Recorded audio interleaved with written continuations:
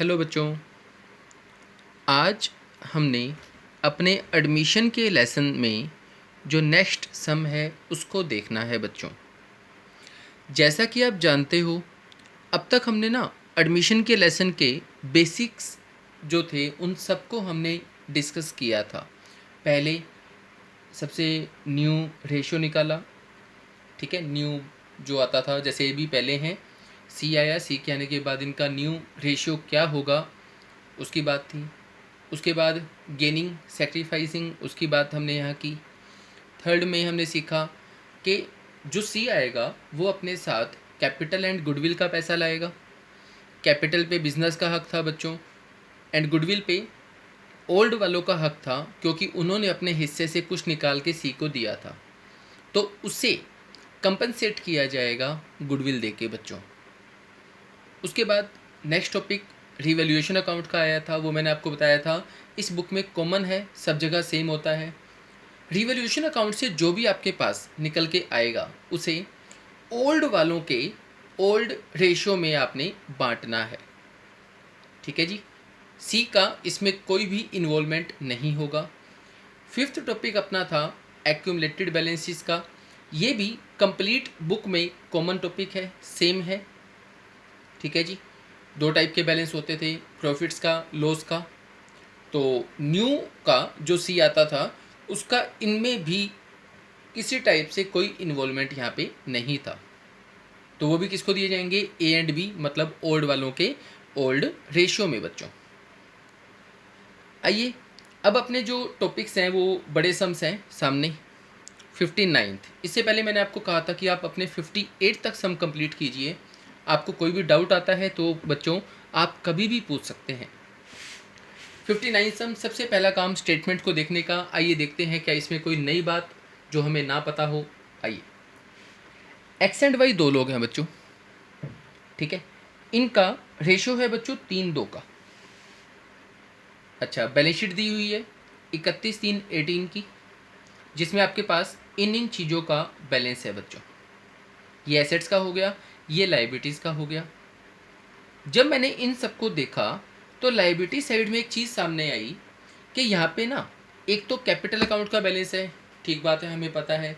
एक current account का बच्चों यहाँ पे बैलेंस होता है। तो लास्ट लेसन में जो वीडियो आपने देखा होगा कैपिटल अकाउंट का, वहाँ पे एक बात ये भी थी कि कैपिटल का जो बैलेंस है, या कैपिटल दो टाइप की यहाँ पे हो सकती है। एक होती है फिक्स्ड कैपिटल, एक होती है फ्लक्चुएटिंग कैपिटल बच्चों, ठीक है। जब आपकी कैपिटल फ्लक्चुएटिंग होती है तो एक ही अकाउंट बनता था, कैपिटल अकाउंट। जब आपकी कैपिटल फिक्स होती है तो वहाँ पे आपको दो अकाउंट्स बनाने होते हैं बच्चों। एक कैपिटल अकाउंट होता था, एक करंट अकाउंट यहाँ पे होता था। तो यहाँ पे इसने कैपिटल एंड करंट अकाउंट दोनों का बैलेंस दिया हुआ है, तो इसका मतलब बच्चों आपकी कैपिटल फिक्स होगी यहाँ पे।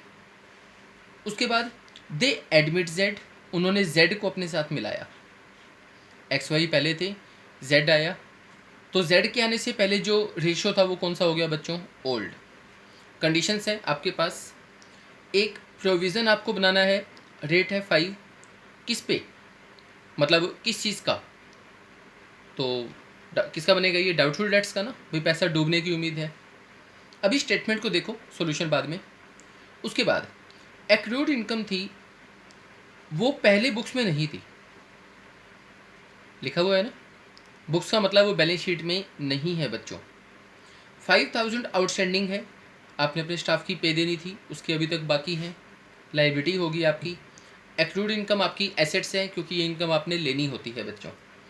इन्वेस्टमेंट की अभी की जो वैल्यू है वो है बच्चों 6000, पहले है 8000, अब जो उसकी वैल्यू है अभी वो कितनी है, 6, ठीक है ना।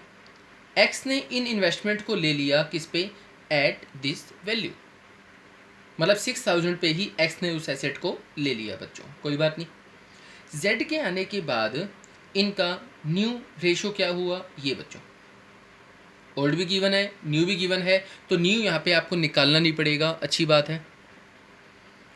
उसके बाद जेड अपने साथ लाएगा 20,000 एज हिज कैपिटल, 20,000 अपनी कैपिटल के लेके आएगा।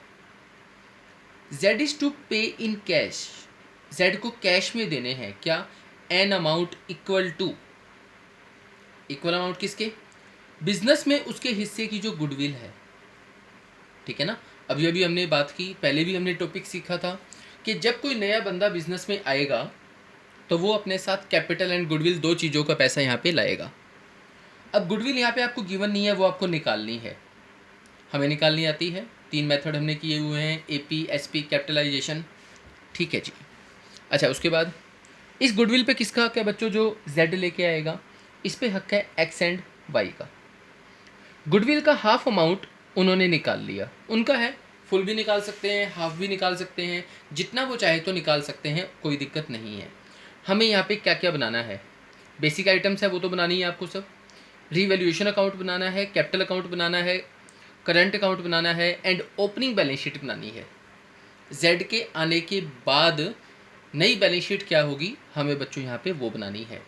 तो स्टेटमेंट आप सब लोग देख चुके हो। अभी तक इसमें जो बात मुझे नहीं लगी है, जो आपने शायद पहले नहीं पढ़ी हुई या सब में वो नहीं आई, एक तो जी capital account and current account, आपको यहाँ पे करंट अकाउंट भी बनाना है, पहली बात तो ये होगी। सेकंड बात, एक्स ने इस इन्वेस्टमेंट को यहाँ पे बच्चों ले लिया, तो सम की स्टार्टिंग से पहले ये 2 पॉइंट आपके सामने नए हैं, इनको भी देखेंगे क्या किया जाएगा इनका। आइए देखते हैं। सबसे पहले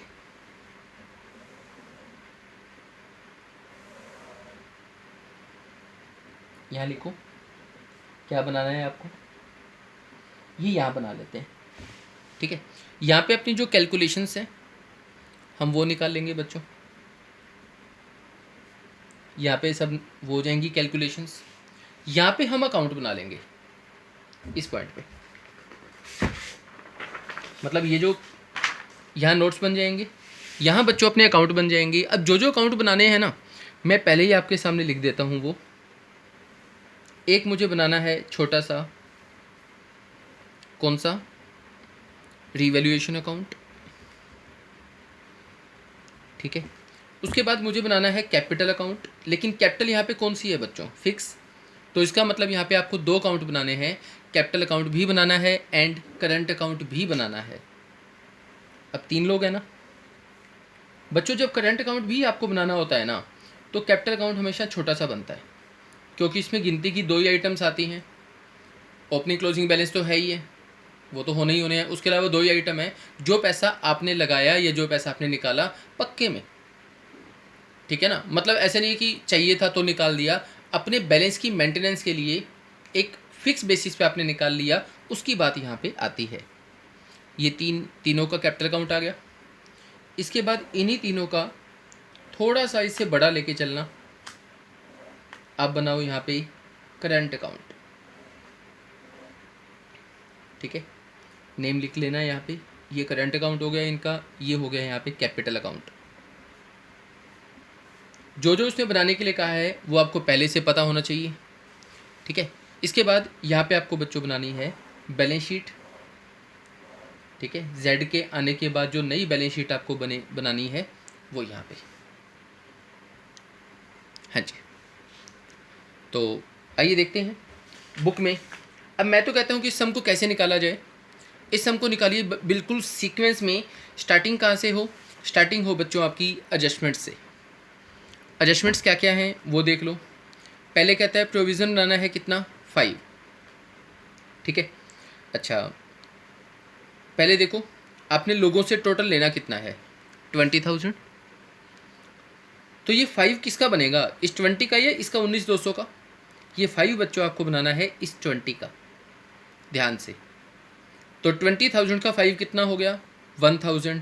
बच्चों इस 1,000 में से 800 तो आप पहले से ही बना चुके हो ना, 1,000 में से 800 तो आप पहले ही बना चुके हो, ये तो आप पहले से ही लॉस मान चुके हो। तो नया लॉस कितना आया, नया लॉस आया 200 का, ठीक है ना। तो इसे कहाँ दिखाना है बच्चों, इसे आप दिखाओ यहाँ, यहाँ पे 2, जो आपको यहाँ बनाना है प्रोविज़न किसका, डाउटफुल डेट्स का बच्चों, ठीक है। अच्छा, कितना बनाओगे आप यहाँ लिखो, बनाना 1000 है, 800 पहले बना हुआ है इसमें से, तो नया कितना आ गया यहाँ पे 200 का। डन जी। अच्छा, उसके बाद नेक्स्ट पॉइंट देखो, एक्रूड इनकम है आपके पास जो पहले आपकी बुक्स में नहीं थी। अब एक्रूड इनकम मैंने आपको क्या बताया कि आपकी वो क्या है, वो आपकी है बच्चों एसेट्स। अब पहले आपको नहीं पता था कि आपने लोगों से कुछ अमाउंट लेना है। एक्रूड इनकम क्या होती है, वो इनकम जो हमने कमा तो ली है बट अभी तक हमें वो मिली नहीं है। ठीक है, तो एसेट्स है, पहले हम अपनी बुक्स में नहीं है, ध्यान नहीं होगा ना भाई हमने लेने हैं। अब पता चलो अच्छा हमने उनसे पैसे लेने हैं, भाई पैसे लेने हैं तो अपना क्या हो गया फ़ायदा, उसको आप लिखो यहाँ पे क्रेडिट साइड में बाय एक्रूड इनकम। ठीक है। अच्छा, इसी पॉइंट के साथ आपको गिवन था कि आपको अपने स्टाफ की पे देनी है जो आउटस्टैंडिंग है बच्चों। अच्छा, अब आउटस्टैंडिंग है तो लाइबिलिटी होगी, लाइबिलिटी है तो आपके लिए आप उसको क्या मानो लॉस। ठीक है, कितना था ये 5000। होप सो यहाँ पे आपको बात समझ में आई होगी सब। ठीक है। अच्छा, इसके बाद चलो ये 2 पॉइंट तो समझ में आ गए। इसके बाद आपको ध्यान हो पॉइंट था एक बच्चों इन्वेस्टमेंट का। इन्वेस्टमेंट की जो आज की वैल्यू है, ये देखो थर्ड पॉइंट, इन्वेस्टमेंट की जो आज की वैल्यू है वो कितनी है 6, पहले कितनी थी 8, अब है 6, तो 2000 वैल्यू कम आ गई। कम आ गई तो भैया आपका क्या होगा, ये लॉस होगा। लॉस लॉस है तो आप इसे कहाँ दिखाना चाहोगे जी, हम दिखाना चाहेंगे इसे डेबिट साइड में। क्या लिखोगे, टू इन्वेस्टमेंट। मैंने कहा था ना लॉस हमेशा इस अकाउंट की डेबिट साइड में आपको दिखाने हैं। तो कितना दिखाओगे यहाँ पे, ये 2000। कैसे आया जी, पहले वैल्यू 8 थी 8000, अब वैल्यू आ गई 6, तो 2 का हमें क्या हो गया लॉस। अब इसके साथ ही एक पॉइंट अभी आपने देखा बच्चों, कहता है कि एक्स ने इस इन्वेस्टमेंट को ले लिया। एक्स कहता है ठीक है जी ये मैं ले लेता हूँ। तो बच्चों जब भी ऐसा कोई कंसेप्ट आए कि एक्स ने या वाई ने या जेड ने किसी एसेट्स को लिया है, तो वहाँ पे आपका कैपिटल अकाउंट बच्चों हमेशा क्या होता है, डेबिट होता है। कैपिटल अकाउंट हमेशा क्या होता है, डेबिट। क्यों होता है उसका भी लॉजिक सुन लो। यहाँ देखो, मान लो ए बी 2 लोग हैं, इनकी जो कैपिटल है वो है 2 लाख 1 लाख। ठीक है जी, मतलब ए ने 2 लाख लगाए हैं, बी ने 1 लाख लगाया है।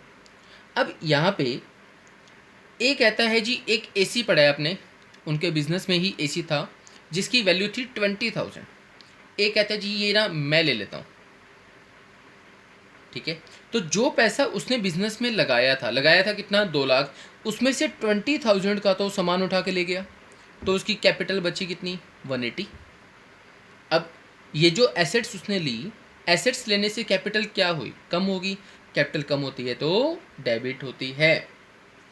तो क्योंकि इसने यहाँ पे एसेट ली है बच्चों, तो आपने इसे कहाँ दिखाना है, वैसे तो दिखाना बनता था जी कैपिटल अकाउंट में, बट क्योंकि यहाँ पे जो कैपिटल है वो फिक्स है, तो ये छोटी मोटी आइटम आप कहाँ दिखाओगे बच्चों, करंट अकाउंट में यहाँ दिखाओगे। यहाँ लिखो डेबिट साइड में टू इन्वेस्टमेंट अकाउंट। ठीक है, अकाउंट ना लिखो, सीधा इन्वेस्टमेंट लिख दो, कोई दिक्कत नहीं। एक्स ने लिया ना, तो एक्स वाले कॉलम के नीचे कितना आ जाएगा 6000, जितने की ली है उसने। ये आपका एक नया कंसेप्ट। अच्छा, उसके बाद नेक्स्ट पॉइंट क्या कहता है बच्चों, सीक्वेंस में पहले एडजस्टमेंट सोल्व की जाएंगी, उसके बाद बाकी आइटम्स पे आते हैं, देखते हैं क्या होगा। न्यू रेशो गिवन है इनका, ओल्ड भी है न्यू भी है। भाई ओल्ड न्यू है तो एक ही बात समझ में आती है, ओल्ड कौन कौन है, एक्स वाई है ना, एक्स वाई, न्यू कौन आया जेड। इनका ओल्ड था 3 2। अच्छा, न्यू आपको गिवन है ये, क्या किया जाए, ओल्ड माइनस न्यू लगा दो तीनों का। पहले कौन है एक्स ना, एक्स का ओल्ड क्या है 3/5, न्यू क्या है ये है ना। अच्छा, एलसीएम कितना आएगा इसका 45, 27 माइनस 20, 7/45। वाई ओल्ड हो गया बच्चों 2/5, न्यू कितना है ये, एलसीएम 45, 18 माइनस 15, ये आ गया बच्चों। तो कुल मिला के इन्होंने z को जो अपना हिस्सा दिया है वो किस रेशो में दिया है, नीचे दोनों के सेम है ना, तो ये आ जाएगा ये। अब आपको याद होगा कि ये किस काम आता है, ये रेशो किस काम आता है। हम कहेंगे जी z जो अपने साथ कैपिटल एंड गुडविल लाता था, कैपिटल तो बिजनेस में जाती थी, लेकिन जो गुडविल का पैसा बच्चों होता था वो इनके सैक्रिफाइसिंग रेशो में ही बांटा जाता था या बांटा जाता है। अब कोई चेंज छोड़ना हो गया कंसेप्ट, ठीक है। अच्छा ठीक है जी, ये चीज़ समझ में आ गई। इसके साथ क्या कहता है आगे, z क्या लेके आया, 20,000 लाया कैपिटल के, ठीक है। कैपिटल के साथ गुडविल भी तो लाएगा ना, वो भी देख लो। गुडविल आपको निकालनी है, लिखा हुआ ना, गुडविल वैल्यूड एट ट्वाइस, मतलब दो गुना किसका, एपी का। पिछले 3 सालों के आपके पास डाटा है, एपी निकालो, एपी का डबल कीजिए, आपके पास आ जाएगी गुडविल। देखो ध्यान से, सबसे पहले क्या निकालो, टोटल कितने कितने हैं, 30,000 प्लस कितने 26 प्लस 25, कितना आ गया ये आ गया 56, 61, 81,000। एपी निकालना आता है, टोटल कितने साल हो गए, 3 साल हो गए ना, ये कट होगा तो ये आ जाएगा आपका 27, ठीक है। एपी आ गया। गुडविल उसने क्या कहा है कितनी निकालनी है, कहते जी एपी का ट्वाइस, मतलब गुडविल का अमाउंट आप आ गया आपका ये। अब गुडविल आपकी ये आ गई, तो बच्चों इसमें z का हिस्सा कितना होगा वो भी निकाल लो। इसमें z का हिस्सा कितना है, z आया कितने के लिए है, अच्छा देखो यहाँ कहीं z का लिखा हुआ है कितने के लिए आया है वो, ना जी लिखा भी नहीं हुआ, लेकिन ये तो गिवन है ना न्यू, तो z का हिस्सा कितना हो गया 2/9, ठीक है। तो इसका हिस्सा बच्चों बन गया 12,000, ठीक है जी। क्या आ गया ये, भाई z को अपने साथ गुडविल का इतना हिस्सा लेके आना है। अब ये बताओ ये जो गुडविल लाएगा कैश में, क्योंकि इसने कहा है z is to pay in cash, ये किसकी है, ये है x एंड y की, क्योंकि उन्होंने अपना हिस्सा z को निकाल के दिया होगा।